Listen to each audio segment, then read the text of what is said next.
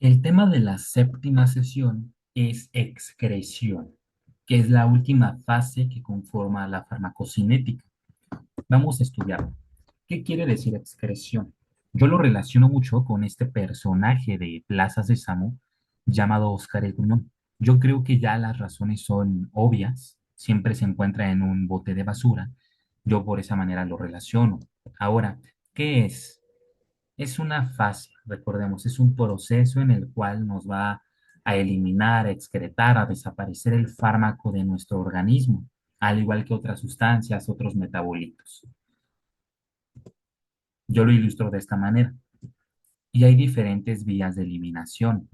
Yo quiero que recordemos que la principal vía es la renal, que lo va a realizar mediante la orina, aunque hay muchas otras vías de eliminación, como la pulmonar, la cutánea que se realiza por medio del sudor, la intestinal que se realiza por medio de las heces, la saliva, lágrimas, por una excreción biliar que es por medio de la bilis, cerilla, semen, cabello, por fluidos vaginales y también, y muy importante, por leche materna. ¿Por qué? De hecho, aquí, mientras una madre está administrándose un fármaco y está alimentando a su bebé al seno materno, se debe de suspender de forma parcial, porque el bebé puede estar también consumiendo el fármaco por medio de la leche materna. Muy bien. Vamos a revisar detalladamente lo que es la excreción renal. Como se los mencioné, es la forma principal en cómo eliminamos a los fármacos de nuestro organismo. Y vamos a revisar diferentes mecanismos, como la filtración glomerular.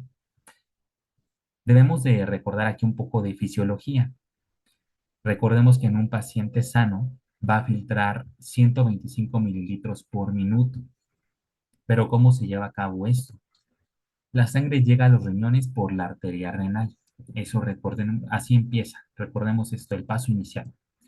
Ahora la sangre, ya una vez en los riñones, se transporta a la nefrona por medio de la arteriola aferente.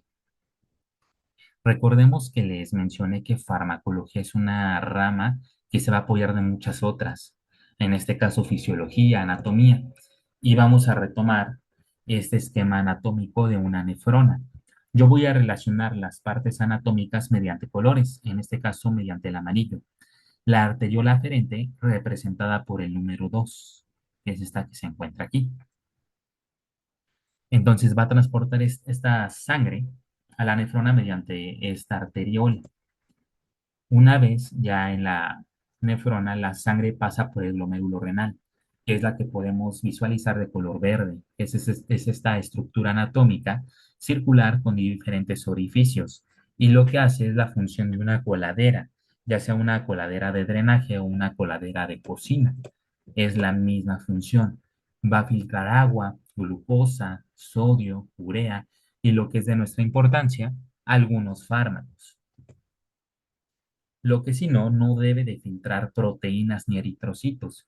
De hecho, cuando realizamos algún eco en algún paciente, un examen general de orina, y hay presencia de proteínas, significa que hay daño renal. Como segundo mecanismo se encuentra la secreción activa, que desde el mismo nombre ya podemos imaginarnos qué tipo de transporte va a realizar. Algunas sustancias que no se filtraron en el glomérulo, coloco nuevamente el esquema anatómico, que lo relaciono mediante colores. El glomérulo es este círculo con orificios esquematizado de un color verde. Son transportadas de manera activa, ya sabemos el tipo de transporte hacia el túbulo renal. Y yo aquí señalo dos estructuras, porque las dos estructuras conforman el túbulo renal. El número 6 que representa el túbulo contorneado distal, y el número 4 que representa el túbulo proximal. ¿Y qué van a secretar? Secretan fármacos, que nuevamente es lo que nos importa a nosotros, y iones como el potasio. Y expongo esta ilustración que revisamos en tipos de transporte sobre un tipo de transporte activo primario, ya que este siempre va a estar en contra del gradiente de concentración, es decir, las moléculas se van a trasladar de donde hay menos a donde hay una mayor cantidad. Y algo muy importante es que requiere de ATP. se va a formar este adenosindifosfato más un fosfato inorgánico debido a la hidrólisis que va a generar este ATP. Como tercer mecanismo, la reabsorción pasiva. Esta reabsorción pasiva, ya sabemos qué tipo de transporte va a realizar, un transporte pasivo. Es un proceso que va a recuperar sustancias, a lo mejor todavía sirven o no necesita ser excretado.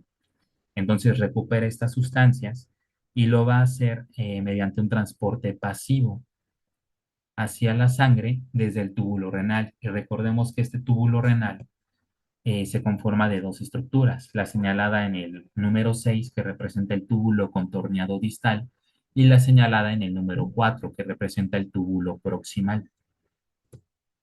¿Qué reabsorbe? Reabsorbe agua, sodio, glucosa, bicarbonato y varios fármacos. Este es el esquema que utilizamos para explicar lo que fue tipos de transporte y representa un transporte pasivo. ¿Por qué? Una, no va a requerir de ATP y dos, este se encuentra a favor del gradiente de concentración, es decir, las moléculas se van a trasladar de donde hay mayor cantidad a donde hay una menor cantidad.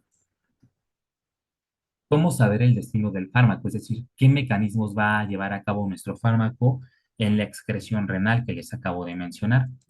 Tenemos que estudiar este concepto llamado aclaramiento, que es una cantidad, es un volumen, una cantidad de sangre que se libera de fármaco en cierta porción o cantidad de tiempo. Ok, ¿y cómo vamos a determinar esto? Cl representa aclaramiento. Cuando el aclaramiento es igual a 125 mililitros por minuto, que este valor es igual a la filtración glomerular en un paciente sano, se va a filtrar únicamente y se va a eliminar. Pero si este aclaramiento es menor a 125 mililitros por minuto, se va a filtrar y se va a reabsorber y finalmente se va a eliminar. Si este aclaramiento es mayor a 125 mililitros por minuto, se va a filtrar, se va a secretar y se va a eliminar. Por ejemplo, Miguel toma un fármaco que tiene un aclaramiento renal de 200 mililitros por minuto. La tasa de filtración glomerular estimada del paciente es de 125 mililitros por minuto. Ojo aquí, nos están colocando dos cantidades para confundirnos. Lo que vamos a tomar siempre en cuenta es el aclaramiento y nos está dando la tasa de filtración glomerular, que es de un paciente sano, es lo normal.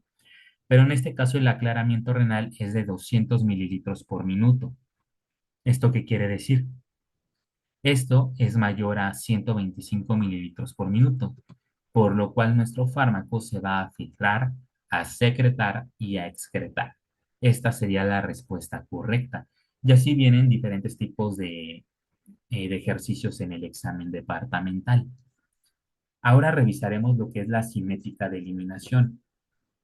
Hay dos tipos, la cinética de eliminación de orden cero y la de primer orden. Comenzaremos por la de orden cero. Esta siempre va a eliminar una cantidad constante de fármaco, es decir, aunque yo tenga una sobredosis y nuestro fármaco elimina 1 gramo por hora, siempre será así. Va a eliminar al inicio, después y al final 1 miligramo por hora. No va a cambiar esta cantidad, ni se va a acelerar, ni se va a volver más lenta esta eliminación. Por eso se representa con una gráfica, con una línea recta descendente. Del lado de las Y va a representar lo que es la concentración plasmática que va a ir disminuyendo, mientras que en el eje de las X va a representar el tiempo. Esto quiere decir que es independiente de la concentración plasmática del fármaco, es decir, no importa si yo estoy intoxicado, si tengo una sobredosis, siempre va a eliminar cierta cantidad en cierta cantidad de tiempo. Como les mencionaba, 1 gramo por hora y siempre será así, aunque mi paciente esté intoxicado o con una sobredosis. Por ejemplo, José José consume 8 gramos de alcohol. Recordemos que alcohol es sinónimo de etanol. Su hígado elimina etanol a una velocidad constante de 20 gramos por hora. Aquí la palabra dice constante y es importante. Siempre va a eliminar 20 gramos por hora, no importa qué tanto alcohol consuma José José. ¿Cuánto tiempo le tomará a José José eliminar completamente el alcohol de su cuerpo? Vamos a esquematizarlo de esta manera. En la hora cero, que es cuando comenzó a administrarse el alcohol, se administró 80 gramos y esto por hora se va a eliminar 20 gramos. Entonces, en la hora uno, 80 gramos menos 20 gramos, obtenemos una cantidad de 60 gramos. En la hora 2, 60 gramos menos 20 gramos, obtenemos 40 gramos. En la hora 3, 40 gramos menos 20 gramos, obtenemos 20 gramos. Y en la cuarta hora, 20 gramos menos 20 gramos, habrá 0 gramos de alcohol en José José. Este es un ejemplo de cinética de eliminación de orden cero. ¿Por qué?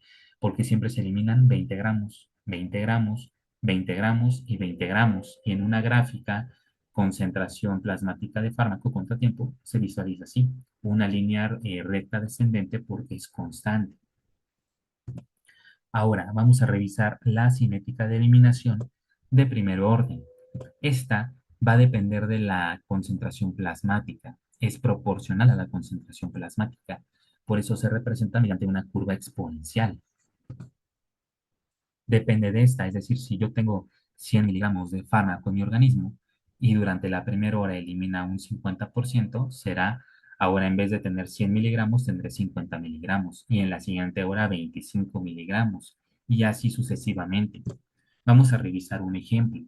Superman absorbe 100 miligramos de kriptonita y su cuerpo la elimina con una vida media de 14 horas. ¿Cuánto tiempo le tomará a Superman reducir la cantidad de kriptonita a 12.5 miligramos si el fármaco sigue una cinética de primer orden? Lo primero es colocar la hora de administración, la hora cero, en el cual hay 100 miligramos en el cuerpo de 100 miligramos de kriptonita en el cuerpo de Superman. Comenzando las primeras 14 horas, porque nos está diciendo ese parámetro, se elimina con una vida media de 14 horas. Entonces, en 14 horas tendrá una cantidad de 50 miligramos. ¿Por qué? Por proporcionalidad. 50% de 100 miligramos o mitad de 100 miligramos es 50 miligramos. Vamos a colocar otra vida media, 28 horas. ¿Por qué? Porque 14 más 14 son 28 horas. Y en estas 28 horas, mitad de 50 miligramos o 50% de 50 miligramos es igual a 25 miligramos. Vamos con otra vida media, entonces sumamos a 28 horas otras 14, que nos da un resultado de 42 horas. Mitad de 25 miligramos o 50% de 25 miligramos, obtenemos 12.5 miligramos. Es decir, el tiempo que tardará Superman en reducir la cantidad de kriptonita a 12.5 miligramos es de 42 horas. Y así es esta cinética de primer orden, es proporcional y dependiente de la concentración plasmática. Por eso se representa aquí mediante esta gráfica concentración plasmática de fármaco contra tiempo, porque aquí sí va a acelerar o a desacelerar dependiendo de la cantidad de fármaco que haya en el organismo. Ahora, si hablamos de sobresaturación, es decir, en casos de sobredosis, ¿qué sucede? En orden cero, aquí no importa si mi paciente se administra todos los litros de alcohol de etanol en el mundo, su eliminación siempre va a ser de tanta cantidad en cierta porción de tiempo. No va a cambiar, no se va a acelerar ni se va a desacelerar. Este parámetro no importa. No importa la concentración plasmática del fármaco. Es decir, si estos dos tienen una sobredosis de etanol, de alcohol, no importa, lo único que van a ocasionar es un daño hepático. Mientras que el primer orden, aquí sí cambia. Pongamos el mismo ejemplo de Superman con la kriptonita. En la hora cero, Superman se administra 6 miligramos. ¿Qué creen? Esto es una sobredosis, está sobresaturado. ¿Qué va a pasar aquí? En primer orden, cuando un fármaco está sobresaturado, cambia su cinética a orden cero. Y supongamos que la kriptonita se elimina en una cinética de orden cero, 2 miligramos por hora. Entonces, en la hora uno se le restarán 6 miligramos menos 2 miligramos, que es lo que se elimina en una hora, en lo cual obtendremos 4 miligramos y aún así sigue sobresaturado. ¿Cómo voy a saber yo cuando el fármaco ya no esté sobresaturado?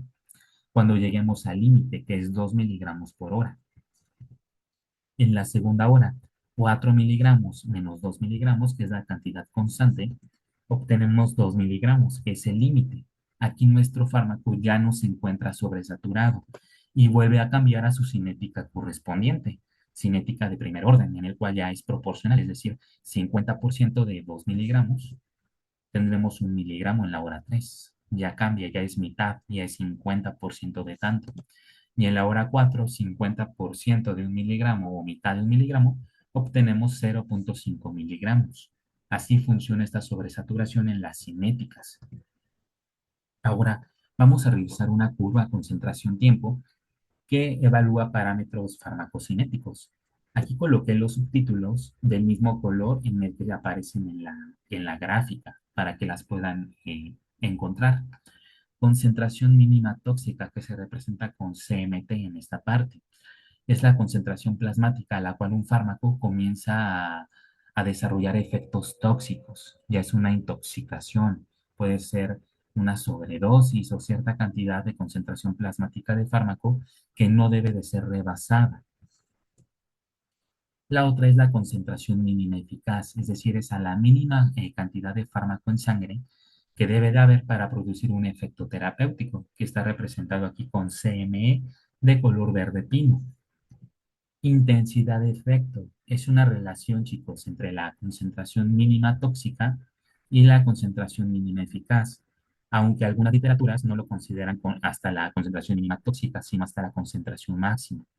Pero esto que sucede, entre más grande sea este índice, es decir, entre más grande sea esta flecha que se encuentra aquí, al lado del color azul fuerte, intensidad de efecto, será más seguro nuestro fármaco porque será más difícil que llegue a presentar la concentración mínima tóxica. Ahora, concentración máxima es la mayor cantidad de fármaco en sangre que puede ser alcanzada tras una administración de un fármaco y está representada con un color amarillo. Es lo máximo que un fármaco puede estar en sangre tras una administración. Tiempo máximo, que está representado con un color naranja, es el tiempo necesario para alcanzar la concentración máxima. Es decir, desde que se administra aquí hasta que llega a esta cima en la parte amarilla de concentración máxima. Esto sería el tiempo máximo. Y el tiempo eficaz, que es el tiempo durante el cual la concentración plasmática está entre la concentración mínima eficaz, es decir, la que se encuentra de color verde pino, y la concentración mínima tóxica, que es la que se encuentra de color guinda, como nosotros los politécnicos, dentro de una ventana terapéutica, es decir, está representado con un color, el tiempo eficaz está representado con un color azul cielo, que es todo esto cuando se encuentra en esta parte, ¿no? Entre la mínima eficaz y la mínima tóxica. Ahora, el periodo de latencia, que está representado con un color verde primavera, es el tiempo desde la administración hasta que el fármaco alcanza la concentración mínima eficaz para comenzar el efecto terapéutico, que se encuentra en esta parte, desde que administro hasta que llega a esta parte, que representa con el color verde pino la concentración mínima eficaz.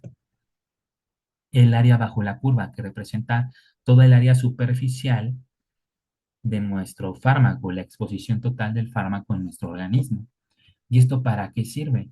Para evaluar parámetros farmacocinéticos, desde toxicidad, la parte mínima eficaz, la cantidad mínima de fármaco en sangre para ver un efecto terapéutico, los tiempos, evalúa biodisponibilidad, como lo dice aquí, cantidad de fármaco en su estado activo que llega a la sangre, cuánto fármaco llega a circulación sistémica, que es lo mismo que biodisponibilidad. Recordemos que sangre, circulación sistémica, torrente sanguíneo, compartimento central son sinónimos.